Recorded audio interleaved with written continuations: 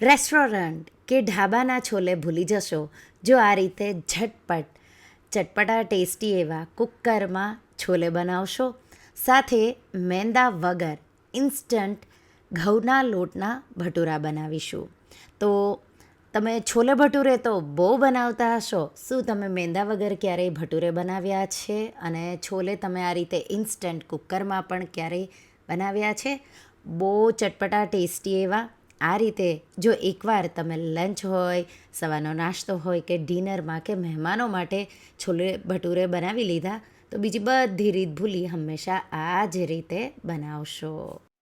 Hello friends, તમારું સ્વાગત છે મારા કિચનમાં. આજે આપણે બનાવીશું ઝટપટ કુકરમાં ચટાકેદાર છોલે સાથે ઇન્સ્ટન્ટ ઘઉંના લોટના ભટૂરે. જો તમને મારી રેસિપીઓ ગમતી હોય અને હજુ સુધી ચેનલને સબસ્ક્રાઈબ ન કરી હોય તો સબસ્ક્રાઈબ કરજો અને બાજુમાં આપેલી ઘંટી દબાવજો એટલે નવી રેસિપીના નોટિફિકેશન આવે.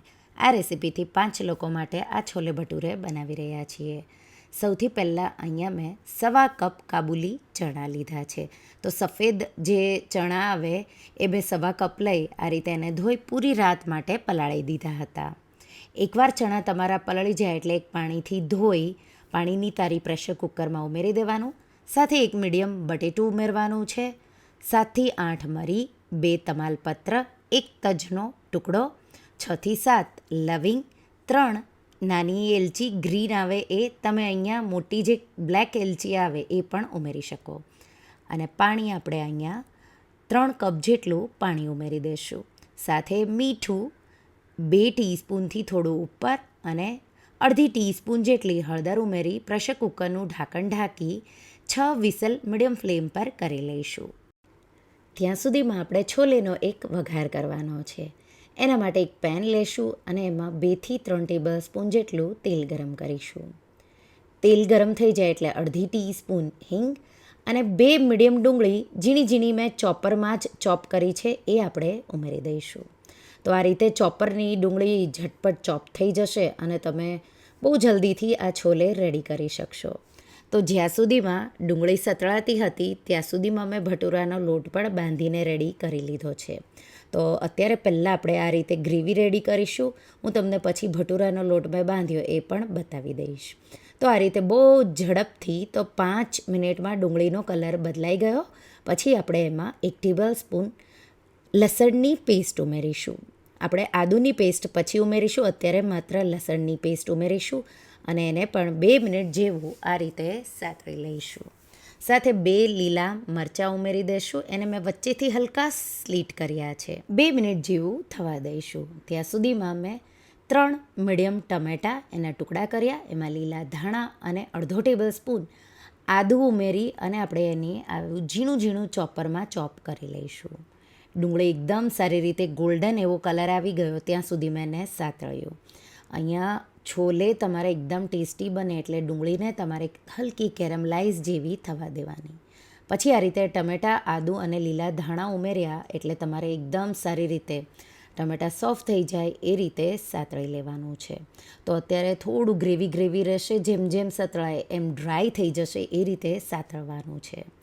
લગભગ 3-4 મિનિટ જેવું મેં સાતળ્યું. પછી આપણે એમાં અડધી ટીસ્પૂન હળદર, 1.5 ટેબલ સ્પૂન જેટલું મેં અહીંયા કાશ્મીરી લાલ મરચું ઉમેર્યું છે. તીખું બનાવવું હોય તો રેગ્યુલર મરચું પણ તમે ઉમેરી શકો. મિક્સ કરી 2 મિનિટ જેવું આપણે એને થવા દઈશું. 2 મિનિટ જેવું આ રીતે એકદમ સારી રીતે વઘાર હવે આપણો આ રીતે થઈ ગયો. સાથે ગ્રેવી પ્રમાણે મીઠું 1.5 ટીસ્પૂન જેટલું ઉમેરીશું અને તેલ અલગ થાય એ રીતે સાતળીશું. ત્યાં સુધીમાં આપણા છોલે પણ બફાઈને રેડી થઈ ગયા છે. મેં ચેક પણ કરી લીધા, એ હું તમને આગળ બતાવીશ. તો અહીંયા તમે જોઈ શકો છો તેલ અલગ થઈ જાય એટલે છોલેમાંથી થોડું પાણી કે પછી તમે થોડું ગરમ પાણી પણ આમાં ઉમેરી શકો. મિક્સ કરીશું અને થોડી વાર માટે તેલ અલગ થાય એ રીતે થવા દઈશું. તો હવે તમે જોઈ શકો છો તેલ અલગ થઈ ગયું. થોડી પાણી ઉમેરવાથી મસાલા બળતા નથી એટલા માટે ઉમેર્યું. હવે અડધો ટેબલ સ્પૂન કિચન કિંગ મસાલો, અડધો ટેબલ સ્પૂન અનારદાના પાવડર એટલે દાડમનો પાવડર, એનાથી બહુ સારો એવો ટેસ્ટ આવે. 1 ટેબલ સ્પૂન કસૂરી મેથી ઉમેરી મિક્સ કરીશું અને 1થી 1.5 ટેબલ સ્પૂન જેટલો છોલે મસાલો ઉમેરીશું. અહીંયા અનારદાના પાવડર ન મળે તો તમારે છોલે મસાલો થોડો વધારે ઉમેરવાનો. મિક્સ કરી તેલ અલગ થાય ત્યાં સુધી પાછું આપણે એને સારી રીતે થવા દઈશું. ત્યાં સુધીમાં પ્રેશર કુકર થઈ અને પ્રેશર નીકળી ગયું. અહીંયા તમારે એક કાબુલી ચણાને ચેક કરવાનો, એકદમ બટર જેવો સોફ્ટ થઈ જવો જરૂરી છે. બટેટું કાઢી અને આપણે એની છાલ ઉતારી અને સાઈડમાં મૂકીશું. હવે આ રીતે છોલે તમારા રેડી થઈ જાય એટલે પાણી એમાં જ રહેવા દેવાનું છે. ગેસ પર પ્રેશર કુકર મૂકી દઈશું, સ્લો ફ્લેમ રાખીશું અને જે ગ્રેવી આપણે સાતળી છે એ ડાયરેક્ટ આપણે આ રીતે છોલેમાં ઉમેરી દઈશું અને એકદમ સારી રીતે મિક્સ કરી દેવાનું છે. આ રીતે મિક્સ કરો એટલે હવે તમને પાણીની જરૂર લાગે એટલું પાણી તમારે ઉમેરવાનું. અહીંયા મેં પોણો કપ જેટલું ગરમ પાણી ઉમેર્યું છે. તો પેનમાં જ મેં કેટલમાંથી પોણો કપ જેટલું પાણી ઉમેર્યું અને પછી આપણે જે બટેટું બાફ્યું હતું એ આ રીતે તમે ખમણીને પણ ઉમેરી શકો અને એને મેશ કરીને પણ ઉમેરી શકો. તો આ રીતે બટેટું તમારે ખમણી અને આ રીતે ઉમેરી દેવાનું છે. મિક્સ કરીશું. તો આ એક ટીપ છે, રસો તમારો એકદમ થીક એવો અને છોલેનો ટેસ્ટ બટેટું એક ઉમેરવાથી બહુ સારો એવો આવે છે. મિક્સ કરી દઈશું અને હવે આપણે પ્રેશર કુકરનું ઢાંકણ ઢાંકી અને એક વિસલ મીડિયમ ફ્લેમ પર કરી લેવાનું. પછી તમારે કુકર ખોલી અને તરત જ સર્વ કરવાના છે. આ એક ટીપથી બધો છોલેનો મસાલો છે એ આ રીતે ચણામાં બેસી જશે અને તમારા છોલે છે એ રેસ્ટોરન્ટ કરતાં પણ ટેસ્ટી એવા બનશે. હવે સાઈડમાં મેં ભટુરાનો પણ લોટ બાંધી રેડી કરી લીધો હતો. 1 કપ જેટલું, બહુ ખાટું ન હોય એવું મોળું દહીં લઈ દહીંને એકદમ સારી રીતે ફેટી લેવાનું છે. દહીં આ રીતે ફેટાઈ જાય એટલે 1/4 ટીસ્પૂન જેટલું મીઠું, 1/2 ટીસ્પૂન જેટલા ખાવાના સોડા ઉમેરવાના છે. ફેટી મિક્સ કરીશું. ગળપણ સાઈડ થોડો ટેસ્ટ જોવે તો 1 ટીસ્પૂન દળેલી ખાંડ પણ ઉમેરી શકો. એકદમ સારી રીતે ફેટી મેં મિક્સ કરી લીધું. હવે 1 ટેબલ સ્પૂન જેટલું તેલ ઉમેરીશું. એકદમ સારી રીતે પાછું ફેટી મિક્સ કરી અને 1/4 કપ જેટલો ઝીણી વેરાયટીનો રવો ઉમેરીશું. એનાથી ભટુરે તમારે એકદમ ક્રિસ્પી એવા બનશે. મિક્સ કરી એકદમ સારી રીતે અને હવે ઢાંકી 10 મિનિટ જેવું રેસ્ટ થવા દઈશું. તો છોલે જ્યારે બાફવા મૂક્યા ત્યારે જ મેં આ પ્રોસેસ સાઈડમાં કરી લીધી હતી. 10 મિનિટ જેવું થઈ જાય એટલે આપણે એમાં 2 કપ ઘઉંનો લોટ એટલે કે રોટલીનો લોટ આ રીતે ચાળીને ઉમેરી દઈશું. તો ઓલરેડી ચાળેલો હોય તો ચાળવાની જરૂર નથી. સાથે 1 ટેબલ સ્પૂન જેટલી કસૂરી મેથી આ રીતે મસળી અને ઉમેરી દઈશું. અને હવે એકદમ સારી રીતે તમારે લોટ બાંધી લેવાનો છે. સોફ્ટ એવો લોટ બાંધવાનો છે. તો પહેલાં આ રીતે તમારે એને મિક્સ કરી દેવાનું. જો જરૂર લાગે તો જ પાણી ઉમેરવાનું છે. તો લોટ છે એ સોફ્ટ હોવો જોઈએ એટલે તમને થોડા પાણીની જરૂર પડશે, બહુ જરૂર નહીં પડે. તો 3થી 4 ટેબલ સ્પૂન જેટલું પાણી વાપરી મેં સોફ્ટ આવો લોટ બાંધી લીધો છે. લોટને ખૂબ જ સારી રીતે 2-3 મિનિટ જેવો મેં મસળી લીધો છે. તો લોટને ખૂબ જ સારી રીતે મસળવો પણ ખૂબ જરૂરી છે. પછી સ્મૂથ થઈ જાય આ રીતે એટલે ઢાંકી અને 10થી 15 મિનિટ જેવો રેસ્ટ થવા દઈશું. જેવા તમારા છોલે રેડી થાય એટલે તમારે લોટને પાછો એકદમ સારી રીતે મસળી એક સરખા લુવા કરી લેવાના છે. લુવા આ રીતે તમારે કેવા ભટુરે મોટા નાના બનાવવા છે એ રીતે બનાવવાના. તો લગભગ અહીંયા 10 જેટલા લુવા મેં કરી લીધા છે. આ રીતે એક લુઓ લઈ લઈશું. સૂકો ઘઉંનો લોટ થોડો છાંટી આ રીતે પહેલાં આંગળીઓના મદદથી જ એને ફેલાવી દઈશું. આ રીતે ફેલાવી હળવા હાથે તમારે એને વણવાનું છે. તમે રાઉન્ડ શેપ પણ આપી શકો.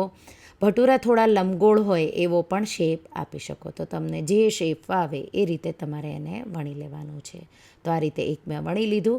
હજી એક પણ આપણે ભટુરું વણી લઈશું. તો આ રીતે વણતા જવાનું છે અને તળતા જવાનું છે. બહુ ઇઝી એવું. હવે આ રીતે તમે એના લુવા કરી લ્યો એટલે ગરમ ગરમ છોલે સાથે સેલડ બધું રેડી કરવાનું. જેમ જેમ તમે તળતા જાઓ એમ તમારે એને સર્વ કરતા જવાનું. તો આ રીતે ભટુરા વણી લઈશું અને સાથે સાથે તળતા જઈશું. તેલ ગરમ કરવા મેં મૂકી દીધું હતું. તેલ એકવાર ગરમ થઈ જાય એટલે હાઈ ફ્લેમ જ રાખવાની છે. આ રીતે ભટુરું ઉમેરવાનું છે. હલકું ભટુરું ઉપર આવે એટલે પ્રેસ કરશો એટલે તરત જ આ રીતે ફૂલી જશે. એકવાર ફૂલી જાય એટલે તરત જ સાઈડ ચેન્જ કરીશું. ગેસની ફ્લેમ હાઈ જ રાખીશું અને 1 મિનિટ જેવું પાછળની સાઈડ પણ થવા દઈશું અને પછી આપણે એને બહાર કાઢી લઈશું. તો ભટુરું તૈયાર છે. એ જ રીતે આપણે બધા ભટુરે તળતા જઈશું અને સર્વ કરતા જઈશું. આ રીતે જો તમે ક્યારેય ઘઉંના લોટના ભટુરે આવા ફૂલેલા ફૂલેલા તમારા ન બનતા હોય, આ રીતે લોટ બાંધી ટિપ્સ અને ટ્રિક્સ સાથે તમે બનાવજો. પરફેક્ટ એવા ફૂલેલા ફૂલેલા ભટુરા તમારા બની જશે. અને વચ્ચે જે એનું એક લેયર આવશે એ જેમ સોફ્ટ એવું બનશે, એ તમને એવું લાગે કે મેંદાના ભટુરે પણ તમને ખબર નહીં પડે કે આમાં ઘઉંના લોટના આપણે બનાવેલા છે. તો આ રીતે તૈયાર છે. હવે છોલે છે એનું એક વિસલ થઈ ગયું પછી પ્રેશર નીકળે એટલે તમારે એને મિક્સ કરી લેવાનું છે. છોલે પણ તૈયાર છે. તો આપણે ગરમ ગરમ છોલે પર લીલા ધાણા છાંટી દઈશું અને આપણે એને સર્વિંગ પ્લેટમાં સર્વ કરીશું. આ રીતે રસો છે મેઇન છોલેનો એ બટેટાના લીધે થઈને, સાથે મસાલો પણ આપણે પરફેક્ટ એવો કર્યો છે, તો એના લીધે થઈને બહુ પરફેક્ટ એવો રસો એનો લાગશે. ગરમા ગરમ છોલેને આપણે આ રીતે એક બોલમાં કાઢી લઈશું. સાથે મેં ડુંગળીનું લચ્છા કચુંબર કર્યું છે, છાશ રેડી કરી છે અને કોઈ પણ ખટ્ટા અથાણા સાથે આ કોમ્બો બહુ ટેસ્ટી એવો લાગે છે. તો આ રીતે જો તમે ઘઉંના લોટના ભટુરે ફૂલેલા ફૂલેલા આ રીતે દડા જેવા ફૂલેલા થશે, સાથે છોલે પણ આ રીતે પ્રેશર કુકરમાં ક્યારેય ટ્રાય ન કર્યા હોય તો એકવાર આ રેસીપી ટ્રાય કરજો અને મને કહેજો રેસીપી કેવી લાગી. તો તમને આ રેસીપી કેવી લાગી મને કમેન્ટમાં જરૂરથી જણાવજો. અને હા, જો રેસીપી ગમી હોય તો વિડીયોને લાઈક કરજો, શેર કરજો અને મારા ચેનલને સબસ્ક્રાઈબ કરજો. અને આવી જ નવી રેસીપીઓ માટે તમે બેલ આઇકોન બટનને પ્રેસ કરજો. Thank you for watching.